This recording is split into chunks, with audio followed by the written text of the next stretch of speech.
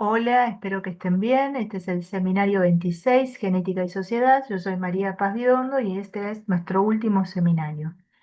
En relación a este seminario vamos a empezar a explorar cómo los conceptos que fuimos viendo a lo largo de esta materia no son solo abstracciones de mecanismos moleculares eh, que fuimos viendo y ejercitando, sino que nos rodean en lo cotidiano. Acá les traje algunos titulares de medios de comunicación de estos 4 últimos meses. Año 2025, página 12, Mary Claire King, una genetista que la distinguieron con el premio Princesas de Asturias por el índice de abuelidad para identificar a los nietos de abuelas de Plaza de Mayo a través de diferentes estrategias como algunas que vimos nosotros en filiación utilizando STRs. Medicina de precisión y genética, esto es DTN. Dos claves en la lucha contra el cáncer, lo que fuimos viendo con respecto a oncogenética, lo que es predisposición hereditaria y la manera de actuar en forma preventiva o terapéutica, distinguiendo los que son los cánceres de manera esporádica, hereditaria y familiar. Acá, La Nación, también, junio 2025, el diagnóstico genético, en este caso, de entidades monogénicas, en sus distintos aspectos, ya sea por secuenciación, por PCR, por las distintas estrategias que fuimos viendo y su importancia en las enfermedades poco frecuentes, tener ese diagnóstico.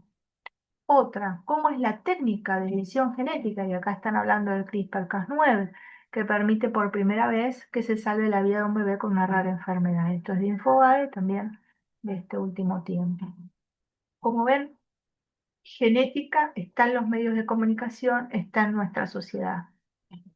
¿Qué más? 2020, COVID-19, una palabra que era del campo de la investigación básica o del laboratorio, PCR, reacción de cadena polimerasa. De repente empezó a ser parte de la conversación corriente. La gente preguntaba, ¿te hicieron la PCR?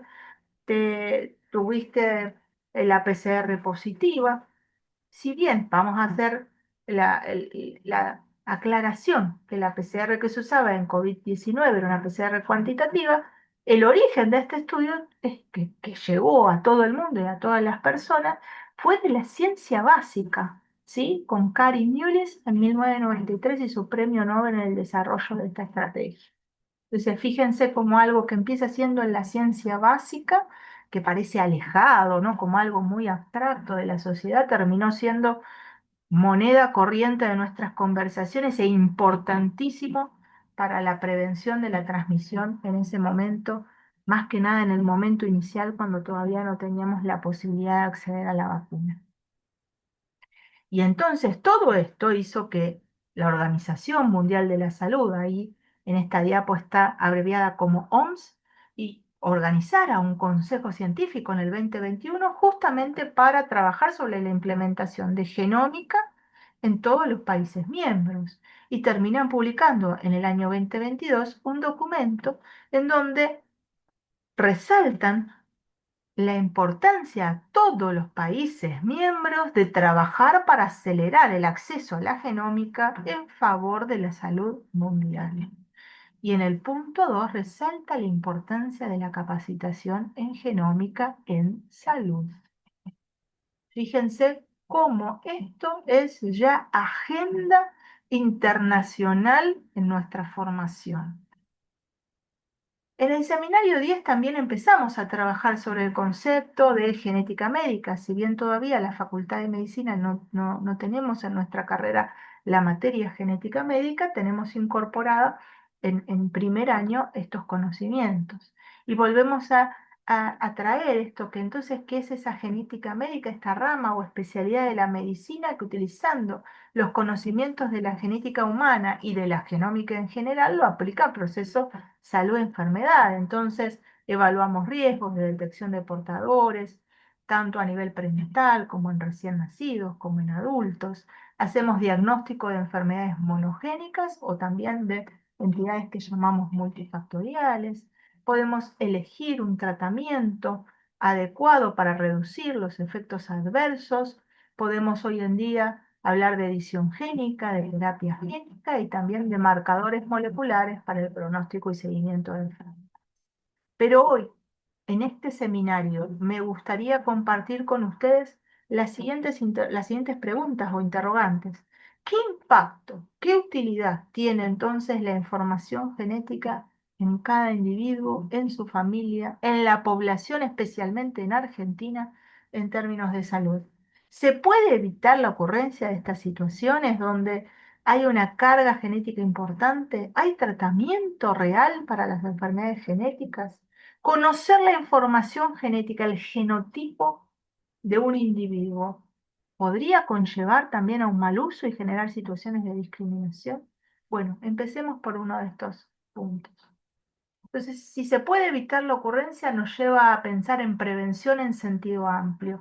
Y cuando hablamos de prevención en sentido amplio, en medicina hablamos de prevención primaria, secundaria y terciaria, tres tipos de prevenciones, ahora las vamos a ir viendo. Pero además en genética hay una excepción especial, prevención basada en opciones reproductivas. Empecemos a ver un poquito esto. La prevención primaria, el objetivo es evitar la ocurrencia del evento, o sea, de esta enfermedad genética que va a cargar una situación en el proceso salud-enfermedad. Entonces, la oportunidad donde voy a actuar para prevenir la ocurrencia es a nivel preconcepcional, antes de la formación de la célula 1. Entonces, una de las cosas a nivel individual que me tengo que plantear es la importancia de una consulta preconcepcional para la futura persona gestante o pareja reproductiva que quiera planificar una gestación. O sea, tener una consulta antes de planificar el embarazo. ¿Para qué? Para evaluar factores de riesgo, condiciones también de riesgo a nivel genético o ambiental, que ya fuimos viendo en el seminario 10 cuando hablábamos de por qué era importante preguntar, hacer una anamnesis y construir un árbol genealógico. Y en ese mismo seminario 10 íbamos relacionando, como también está en esta diapositiva, cómo algunos de estos antecedentes familiares tenían relación con entidades específicas. Ejemplo, la condición con sanguinidad la relacionábamos con entidades autosómico recesivas y con entidades multifactoriales. Ahora, ¿qué pasa en Argentina? Hay pocas consultas preconcepcionales. ¿Por qué? Porque en Argentina más del 60% de los embarazos no son planificados. Fíjense, en el total país tengo un 61,5% de embarazos no planificados. Y si me voy a la región del NOA, es aún mayor. Por otro lado, tenemos en genética, dijimos, una acepción especial que se llama prevención basada en opciones reproductivas. Esto es internacional y es distinto al concepto de prevención primaria y secundaria. No es ni una ni la otra. Este concepto apareció por primera vez en un informe conjunto de la Organización Mundial de la Salud en el programa Genética Humana en La Haya en 1999, en donde hubo un comunicado, un documento sobre cómo estructurar servicios para la prevención y tratamiento de entidades genéticas, más aún en los países en desarrollo. ¿Y en qué consiste este concepto de prevención basada en opciones reproductivas? En que poder detectar parejas en riesgo y que a esas parejas en riesgo, o sea, los que tengan más riesgo de tener entidades genéticas, darles acceso a distintas opciones que sean voluntarias para evitar tener esa descendencia con afección. Entonces, acá hay algo importante. Muchas opciones o distintas opciones y además voluntario. Ningún profesional de la salud debe indicar, vos tenés que hacer una fertilización asistida, vos no podés tener gestaciones, no podés tener descendencia, no, todo eso es incorrecto, antiético, sino que lo que tiene que hacer el profesional de la salud es dar información sobre las distintas opciones que existan y que cada persona o futura persona gestante o pareja que quiera planificar su descendencia decida cuál de esas opciones quiere realizar. Entonces, dentro de esta detección de parejas en riesgo, obviamente vamos a tener Una especial atención a detectar portadores de patologías autosómico-recesivas o portadores de las anomalías cromosómicas. Después podemos tener estrategias como el diagnóstico prenatal para detectar oportunamente los embarazos de riesgo. Podemos tener también ofrecer estrategias de fertilización asistida, de diagnósticos preimplantatorios y también la interrupción en los casos que las parejas o la persona gestante lo decida, la interrupción de la gestación. Vayamos a uno de estos casos, diagnóstico prenatal. El diagnóstico prenatal hay indicaciones para realizarlo y hay estrategias que son invasivas y otras que no son invasivas. Por ejemplo, acá lo que estamos viendo es una imagen en donde estamos observando una estrategia invasiva de toma de muestra, que es una amniocentesis, a través de una punción de líquido amniótico guiado por ecografía.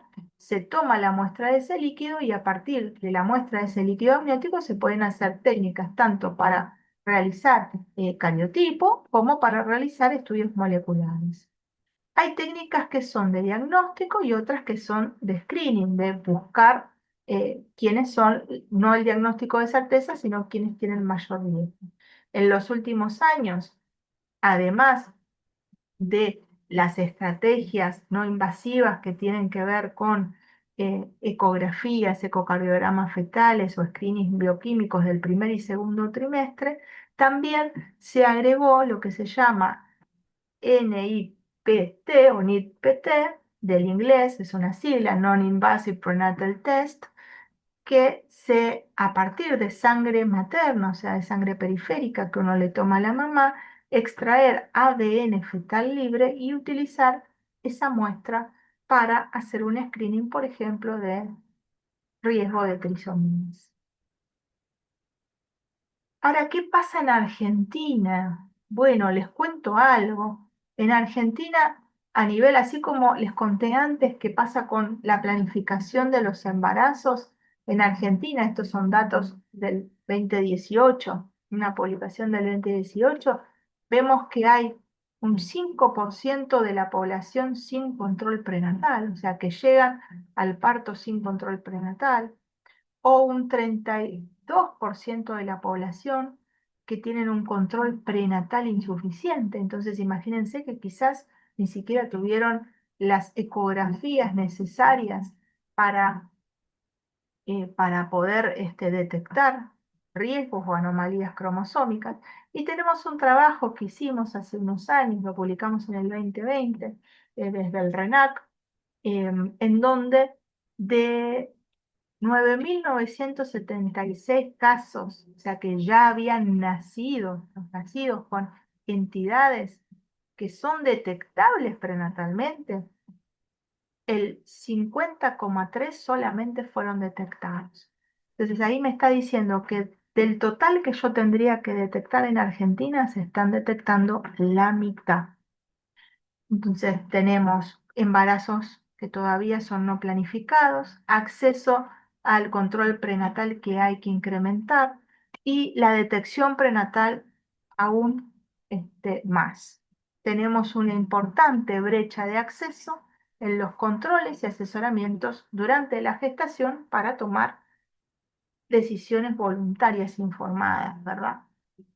Entonces, ¿y cuáles son esas opciones reproductivas voluntarias? Bueno, la pareja puede, o la persona que quería gestar, puede abstenerse de la reproducción en un futuro, puede adoptar, puede utilizar donación de gametas, puede utilizar técnicas de fecundación in vitro, puede seleccionar embriones e implantar con diagnóstico genético preimplantatorio, puede hacer el seguimiento ecográfico de una gestación afectada o derivación intraútero a centros de mayor complejidad. ¿Qué significa esto? Supónganse que dentro de estos casos en los cuales sí hubo una detección de un problema genético o una malformación, anomalía congénita, en los casos detectables y cuando la decisión de la persona gestante es continuar con el embarazo, uno puede ofrecer que el lugar de nacimiento sea una maternidad de alta complejidad. Entonces a eso llamamos como derivación intraútero. Ya desde La gestación la contactamos a esa persona gestante con una maternidad de alta complejidad, en donde ya empieza a conocer los profesionales que la van a atender, donde va a haber una neonatología preparada, donde puede haber un equipo quirúrgico quizás preparado para dar sostén o reparación quirúrgica a la anomalía. Y y entonces no se pierden oportunidades de, como ocurre en los casos que no son detectados, de nacer en un centro que tenga complejidad baja y después que tengas que hacer una derivación después del nacimiento con toda la complejidad que tiene eso y el aumento de mortalidad. O la otra opción es la interrupción, ¿no?, de una gestación afectada. Acá hay algo sumamente importante y vuelvo a remarcar.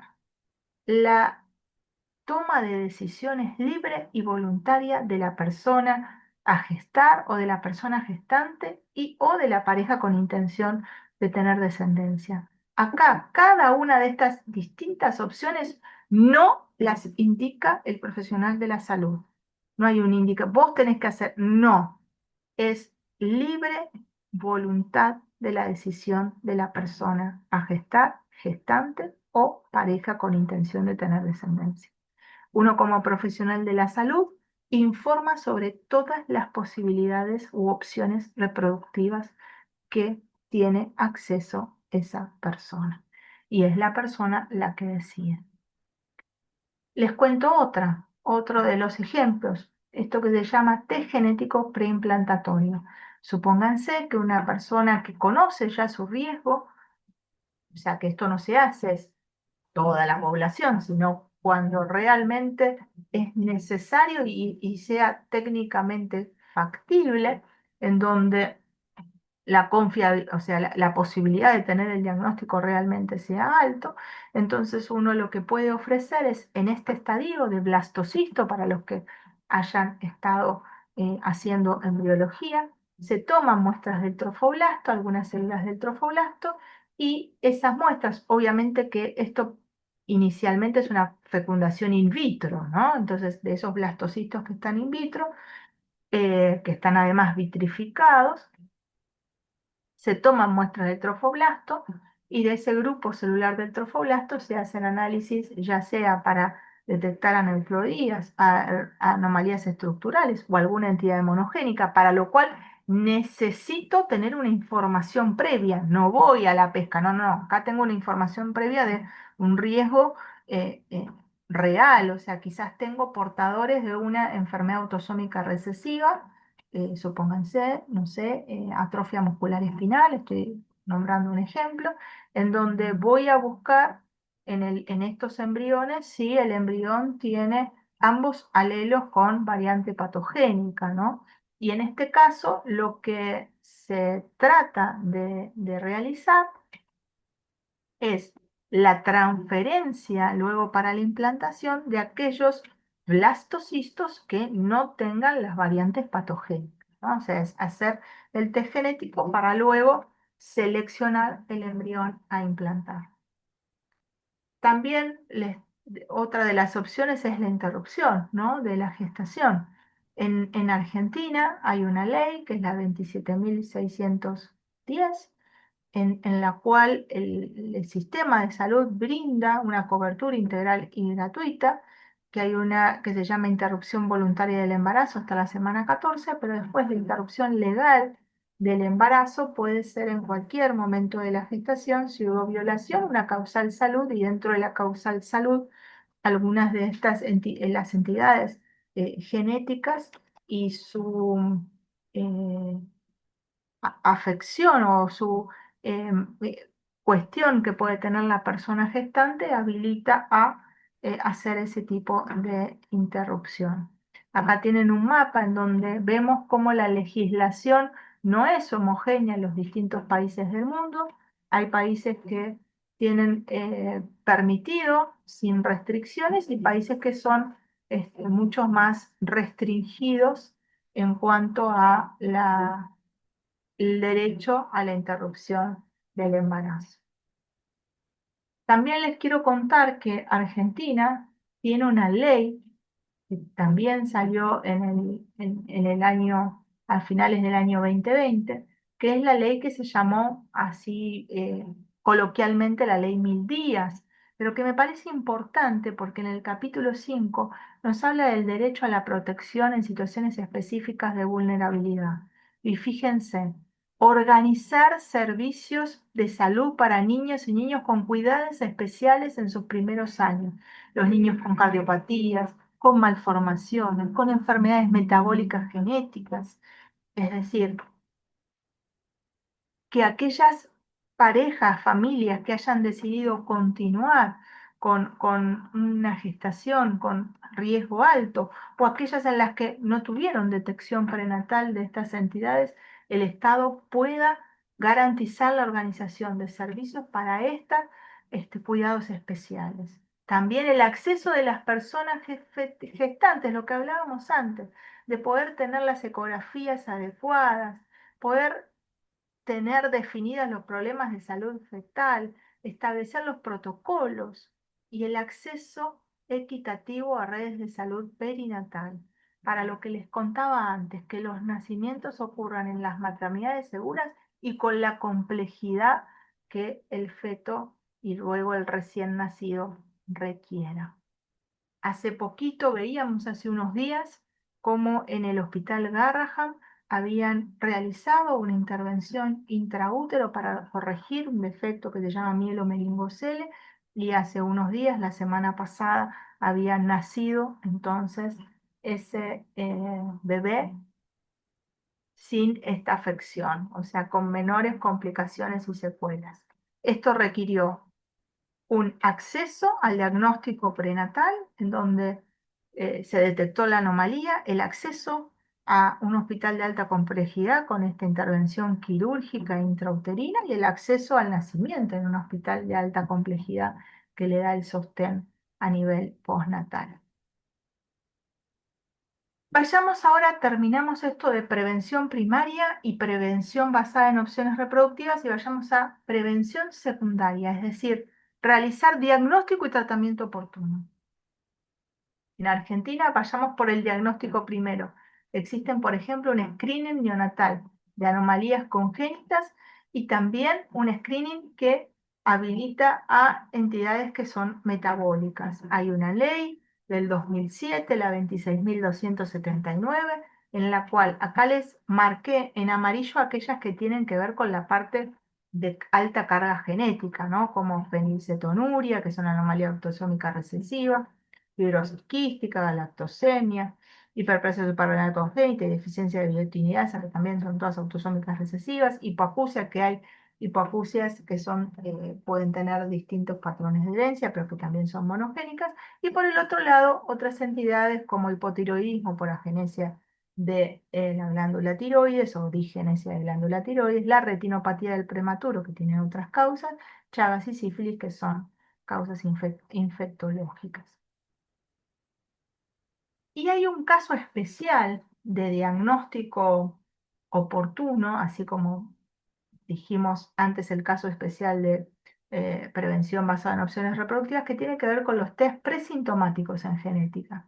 Entonces, hay veces que hacemos test antes, sabiendo, digamos, que hay un antecedente de entidades genéticas con transmisión a su descendencia, con posibilidad de transmisión a la descendencia, uno podría realizarse un diagnóstico antes de que los síntomas aparezcan. En general, esto ocurre en entidades que son neurodegenerativas del adulto o en predisposición a cánceres hereditarios.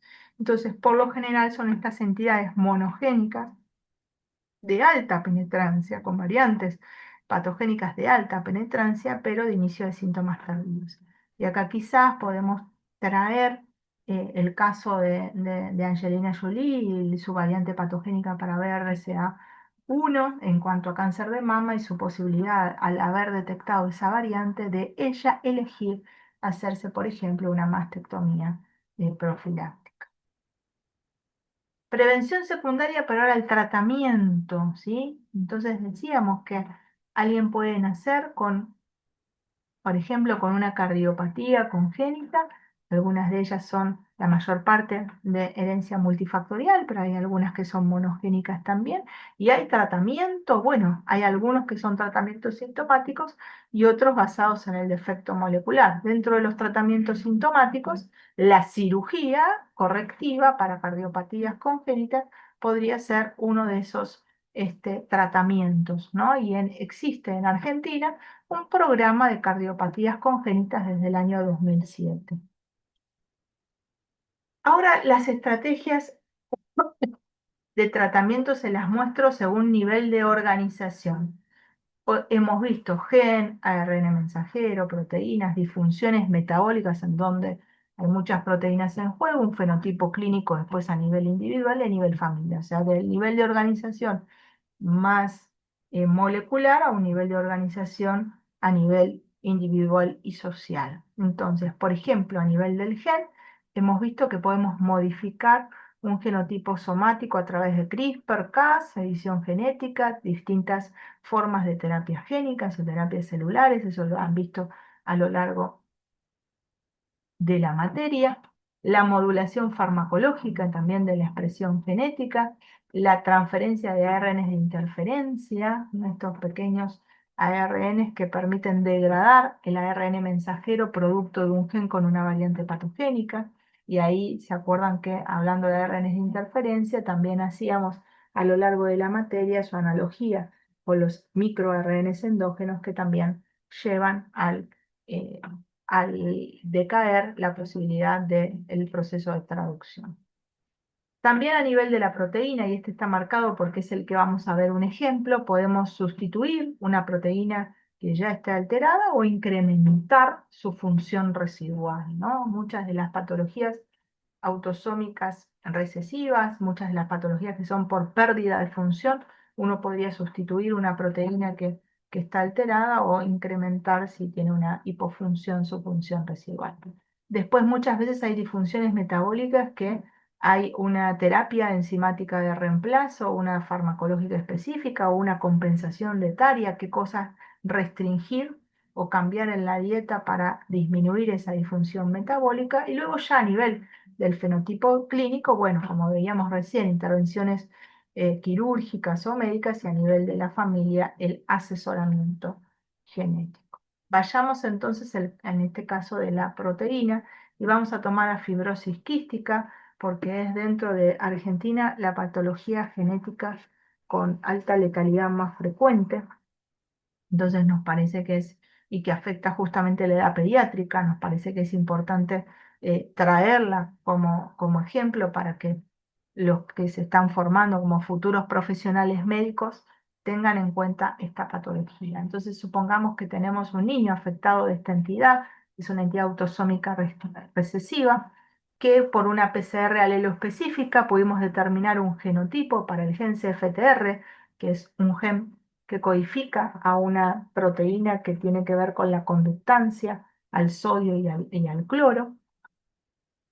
Y este gen es el que sus variantes patogénicas están asociadas a la producción de esta enfermedad. Entonces, supongamos que en homocigosis encontramos una variante patogénica que a nivel proteico nos dice que la fenilalanina del aminoácido 508 está ausente, ¿no? Y tiene ambas variantes iguales. No tiene variante wild type, las dos son variantes patogénicas en homocigosis. Entonces, las estrategias terapéuticas que en general se usan para fibrosis quística son de manejo sintomático, ahora las vamos a ver. Pero esto es una buena noticia. Actualmente hay un subgrupo de afectados, dependiendo de cuál es su genotipo, que se ha podido aplicar un tratamiento basado en su efecto molecular, potenciando la función proteica de esta proteína CFTR. Entonces, fíjense cómo acá tener el genotipo no solo nos va a servir para en un futuro, si esta pareja se quiere hacer un diagnóstico prenatal o un diagnóstico preimplantario y seleccionar el embrión, sino también para elegir si puede recibir este tratamiento basado en su defecto molecular e ir corrigiendo para no llegar a las secuelas letales de la fibrosis quística, que en algunos casos requieren eh, trasplante cardiopulmonar. a ese nivel de gravedad muchas veces llegan los chiquitos afectados. Eso es lo que queremos prevenir de no llegar a esa secuela. Entonces, en el tratamiento sintomático, que es el lentecer la progresión de la enfermedad y prevenir sus complicaciones para mejorar su integración social, podemos poner el control de los síntomas gastrointestinales, la prevención del déficit de crecimiento con dietas de mayor valor calórico, el aporte de enzimas pancreáticas, la suplementación con vitaminas liposolubles, el control de las secreciones e infecciones pulmonares, el acompañamiento psicoterapéutico del afectado y de su familia. Pero en la estrategia basada en su defecto molecular, hoy conocemos un fármaco que combina tres moléculas distintas, ¿sí? Que están acá mencionadas, ivacaftor, tezacaftor y el hexacaftor.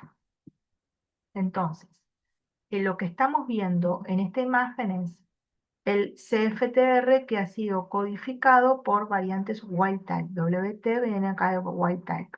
Esta va a ser una proteína de transmembrana, esta es la membrana plasmática, para lo cual ya esto nos puede servir para repasar distribución de proteínas. Sabemos que se va a estar traduciendo, se va a estar sintetizando a nivel de la membrana del retículo endoplasmático rugoso y por vesículas va a pasar al aparato de Golgi y por vesículas va a estar en las membranas de estas vesículas del trans-Golgi y luego se va con estas vesículas a colocar en la membrana plasmática y tener su buena conductancia al bicarbonato, cloro y sodio. Ahora, cuando yo tengo una delesión y más en homocigosis de la fenilalanina 508, que es una variante patogénica, veo que hay problemas en el plegamiento y en el ensamblaje de esta futura proteína, para lo cual directamente ni siquiera pasa al Golgi. Y entonces va a estar ausente a nivel de la membrana, carece del transportador. Entonces, ¿qué es lo que hacen estas terapias moleculares? Pues bien, la combinación de estas dos moléculas mejora de manera colaborativa el plegado, el procesamiento, permitiendo que llegue a este caso a las modificaciones de Golgi y que luego, cuando esté en membrana, en la última molécula que es ivacaftor, este potenciador, le aumente la conductividad, que no tenga poquita conductividad, sino una conductividad, como ven, no es igual que acá, que esta flechita está como más gordita, pero que aumente un poco la conductividad al cloro, bicarbonato y sodio. Entonces, fíjense cómo esta terapia combinada con tres moléculas logra no solo llevar a la proteína residual a su sitio en donde tiene que actuar, sino mejorarle también su función a nivel de la conducta. Ok, en Argentina existe la posibilidad de acceso a este tratamiento y hay una ley específica para fibrosis quística, la ley 27.552, que no solamente nos dice que tiene que haber una cobertura al tratamiento médico desde el nacimiento y al diagnóstico, sino también la protección integral, ¿no? Y poder tener detección, investigación, etcétera. Hay que saber que para el acceso a estos tipos de tratamientos, uno necesita conocer el genotipo. El genotipo homocigota para esta variante patogénica tiene indicación de dar esta terapia. Pero si tuviera otras variantes patogénicas, puede no tener efecto esta terapéutica. Entonces, fíjense cómo acá el genotipado tiene una importancia capital en el tratamiento de estos niños. Por último, la prevención terciaria, ¿no? El evitar las secuelas, la rehabilitación, la inserción sociolaboral, esto también es parte de nuestra prevención. Y entonces con todo esto no estamos diciendo otra cosa de que los individuos tienen derecho a tomar decisiones autónomas, no dirigidas, no coercionados por nadie, pero para ello requieren tener acceso a la información. Y una de las cosas que tienen que tener acceso es a la información a través de un asesoramiento genético. Y recuerdan, en el seminario 10, en la parte B, habíamos visto este recorrido de cómo armamos el árbol genealógico, el examen físico y cómo habían hasta estandarizado cómo armar el árbol y cómo describir los signos, que durante las clases fuimos viendo qué estudios genéticos específicos podemos utilizar, y cuando tenemos diagnóstico de certeza podemos entonces asesorar. ¿Qué es esto? Bueno, obviamente que cuando uno asesora, esto es un proceso de comunicación bidireccional, una de las preguntas que pueden surgir es: las personas nos pueden decir qué significa este resultado, qué puede pasar, por qué ocurrió, hay un tratamiento, tengo otras opciones, se repite esto en otro embarazo o en mi descendencia, qué otras personas tienen riesgo en mi familia, empeorará o no. Bueno, todo esto que lo estamos viendo a lo largo de este seminario son las respuestas, son el contenido de este proceso de comunicación que se llama asesoramiento genético. Y obviamente que tiene como principio el derecho a la salud, a la accesibilidad, lo que venimos trabajando a lo largo de todo este seminario, o sea, mejorar el acceso a la consulta prenatal, a la detección, perdón, a la consulta preconcepcional, a la detección prenatal, a los test, tanto a nivel de screening neonatal como a nivel diagnóstico, el derecho a la información, que es tanto a saber como al derecho a no saber. También uno puede tener derecho a, tengo un familiar afectado de una entidad genética y yo, por cómo viene la genealogía, podría tener algún riesgo de ser portador. Yo tengo el derecho de decidir si quiero o no quiero saber ello. Y por eso es que tampoco se deben hacer estos estudios de portación o presintomático a menores, porque ellos deben de tener que tener su capacidad mayor de 18 años para decidir si quieren o no saber cuál es su genotipo. Obviamente, siempre, siempre, siempre la autonomía de las personas consultantes. Nuevamente, el asesoramiento genético no es directivo. Yo no le voy a decir cuál es la decisión a tomar, ni cuál tomaría yo como profesional de la salud. Acá también, como principios, va a estar la privacidad y la confidencialidad, o sea, el genotipo de la persona no puede estar siendo divulgado, es parte de los datos sensibles y confidenciales de esa persona, y hay que tener respeto a la diversidad religiosa, cultural y psicosocial, y saber escuchar, respetar los silencios y también los llantos. Con esto les quiero contar que muchas veces hay que comunicar pronósticos desfavorables, y como profesionales de la salud, a veces tenemos que transmitir lo que la gente llama malas noticias. Y esta transmisión de una mala noticia, primero, es un acto humano, ético, médico y legal, en ese orden. Y tenemos que humanizar lo máximo posible. La contención y el apoyo es parte de nuestra profesión. Obviamente que hay un periodo de duelo y hay distintas etapas, y muchas veces hay etapas de enojo, rabia, negación, pero debemos ayudar a llegar a la aceptación y a la adaptación. Asimismo, como asesoramos a la familia, también los médicos genetistas, al médico de atención primaria, al pediatra, le tenemos que dar esa contrarreferencia, el que nos derivó, sobre qué significa esta patología y cómo lo tiene que seguir y trabajar en equipo. No nos debemos olvidar de esa contrarreferencia. Y por último, les quiero contar algo que debemos evitar, que son las situaciones de uso inadecuado de la información genética. Un diagnóstico prenatal o preimplantatorio para selección de sexo en casos no patológicos, o sea, no cuando está ligado, por ejemplo, al cromosoma X o alguna patología en donde el sexo cromosómico sea importante. Test genéticos presintomáticos de entidades sin tratamiento en niños. Es una manera de estigmatizarlo, y ni siquiera pudo decidir esa persona si quería o no saber su información genética.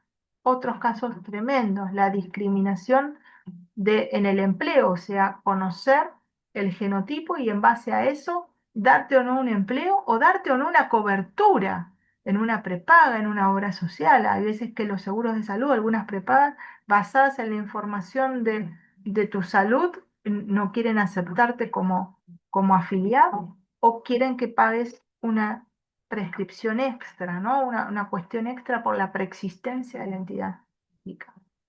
Y obviamente, jamás divulgar sin el consentimiento de las personas su genotipo, ni a empresas farmacéuticas ni a ninguna otra situación. Entonces, como verán, eh, el ADN no es esta cuestión de nucleótidos abstracta, sino que nos está atravesando todo el tiempo, interpelando todo el tiempo, y quiero terminar este seminario con esta frase de Victor McKusick, que fue un gran genetista, que es que la mera existencia del mapa de referencia completo y de la secuencia del ADN hasta el último nucleótido puede llevarnos al absurdo de un reduccionismo, es decir, el error de que conocemos todo lo relativo al ser humano, o al absurdo del determinismo, que lo que somos es consecuencia directa e inevitable de lo que es nuestro genoma. Muchas gracias.